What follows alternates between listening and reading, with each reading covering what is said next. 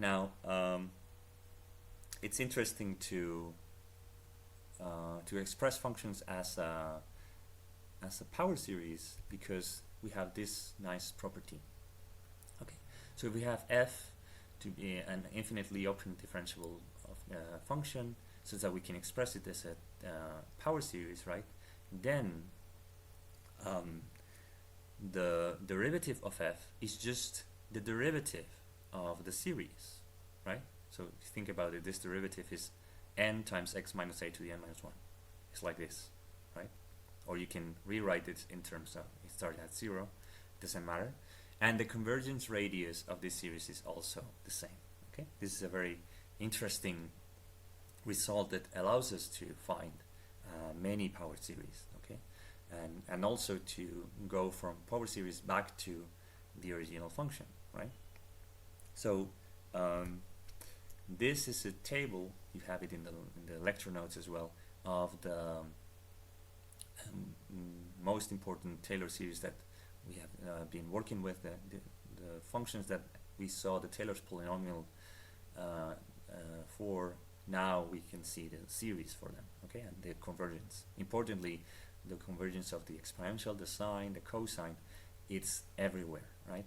But now the convergence of the logarithm is just around 1, okay, so x has to be smaller than 1. And in this case as well, 1 plus x to the alpha has to be smaller than 1. Okay, now can we get the some series using this property of the differentiability? Okay, so we have, for instance, the arctangent, right?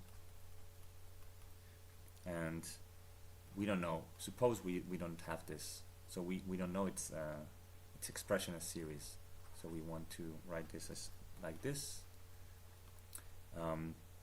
but we know that the arctangent is an odd function, right? And odd functions will have even derivatives equal to 0. Okay, you can check that. So the power series of odd functions only contain odd powers, right? And similarly, the power series of even functions only contain even powers. Okay. Okay, good enough. Now, so we have this. Now compute the derivative of the arctangent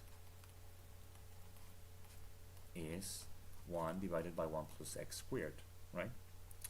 And we can rewrite this like this. This is 1 minus x squared. But can you think of an expression that reminds you of this? Well, this is a geometric series, right? With from n equals 0 to infinity of minus x squared to the n, right? And so this is equal to the sum from n equals 0 to infinity of minus 1 to the n times x to the 2n. Okay. Right, I'm correct.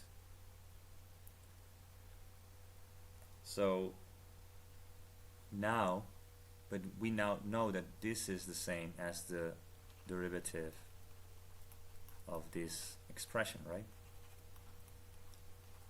This expression, which is 2n plus 1 times an x to the 2n, right? These two things are going to be the same, right? So now we can equate these two things, and we have that a sub n is minus 1 to the n divided by 2n plus 1, which is what we have here. Okay, so see how we can find the series of some functions without doing any finding all the derivatives of this function and evaluating them, right?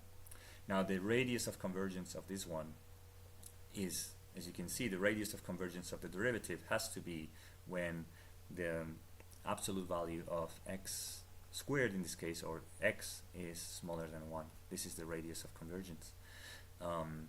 But the radius of convergence of the derivative is the same as the radius of convergence of the original series. So the radius of convergence of this one is only when x is smaller than 1. Okay?